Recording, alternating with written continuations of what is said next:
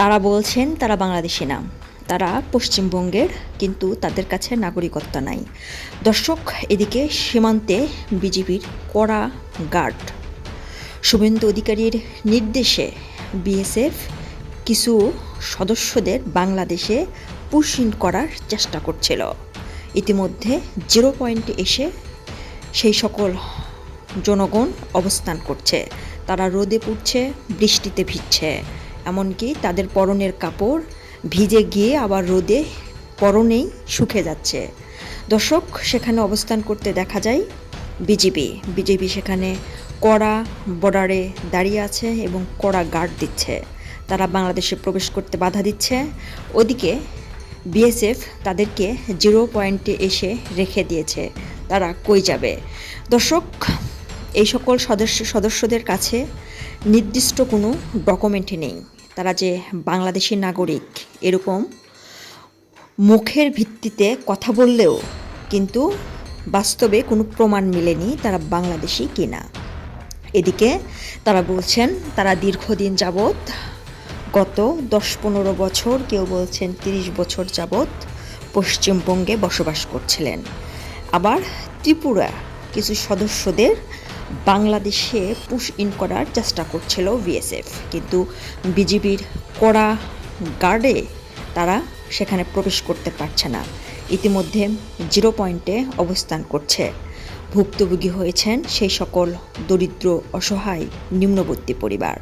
শুধু এখানেই সীমাবদ্ধ নয়, এই মূর্খমন্ত্রী শুভেন্দু অধিকারী শুধুমাত্র প্রতিহিংসার কারণে তিনি মুসলিমদের উপর ক্ষোভে তিনি গরু কুরবানি সহ বিভিন্ন কাজে, যে সকল আমরা মুসলিমরা যারা আছে, যারা গরু ব্যবসা করত, আবার যারা গরু কিনে মাংস বাজারে বিদেশে বেশি দামে রপ্তানি করত, তাদেরও ক্ষতি হচ্ছে। এই মুখ্যমন্ত্রী এই সকল নির্দেশে এই গত 2 মাসে পশ্চিমবঙ্গ উত্তপ্ত। এমনকি রাস্তায় বের হলে কিছু ক্ষিপ্ত জনগণ তাদের গণতান্ত্রিক অধিকারে রাজপথ দখল করে এই শুভেন্দু অধিকারীকে চেষ্টা করছে তাকে ধরে খুব তাড়াতাড়ি পদত্যাগ করার জন্য। দর্শক, শুধু গরিব, অসহায়, মধ্যবিত্তি, যাদের কোনো পথঘাট নেই, যাদের কোনো উপর লেভেলে কোনো হাত নেই, তারা বলছেন যে তারা বাংলাদেশি নয়। তারা দীর্ঘদিন, কেউ বলছেন 15 বছর, কেউ বলছেন 30 বছর তারা বাংলাদেশে ছিলেন। তাদের কাছে প্রমাণস্বরূপভাবে কোনো ডকুমেন্ট নেই এবং অনেকেই সেখান থেকে মুসলিমের ভিত্তিতে শুভেন্দু অধিকারী বাংলাদেশে প্রবেশ করানোর চেষ্টা করছে। কিন্তু এই শুভেন্দু অধিকারীর কারণে গরু ব্যবসায়ীরা যারা রয়েছে তারা ইতিমধ্যে মাঠে মরে যাচ্ছে, কারণ তাদের গরু বিক্রি হয়নি, মুসলিমরা গরু কিনেনি। এদিকে মুসলিমদের উপর প্রতিহিংসার কারণেই কিন্তু তাদের দেশ থেকে, এই পশ্চিমবঙ্গ থেকে প্রতিটি দেশে গরুর মাংস রপ্তানি হতো এবং বৈদেশিক যে রুপি তারা তাদের দেশের জন্য বড় একটা অর্থ তারা নিয়ে আসতো, সেটার পথ বন্ধ।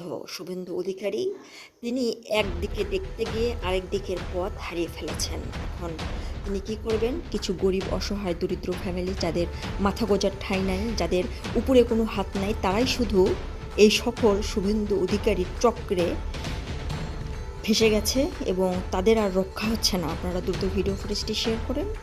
অবশ্যই এই সকল মানুষদের যেন কোথাও কোনো দেশে যেন আশ্রয় হয় বাংলাদেশ, হয় যদি বাংলাদেশের কোনো লিগ্যাল কাগজপত্র থাকে তাহলে তারা বাংলাদেশে আসুক, এবং তারা যদি ভারতের নাগরিক হয় তাহলে তারা ভারতে বসবাস করুক। এমনটা সিদ্ধান্ত আসার আমার পক্ষে বা প্রতিটি মানুষের জন্য মানবতার দিক থেকে তাদেরকে একটা থাকার ঠাঁই করে দেওয়া হোক। ধন্যবাদ সবাইকে।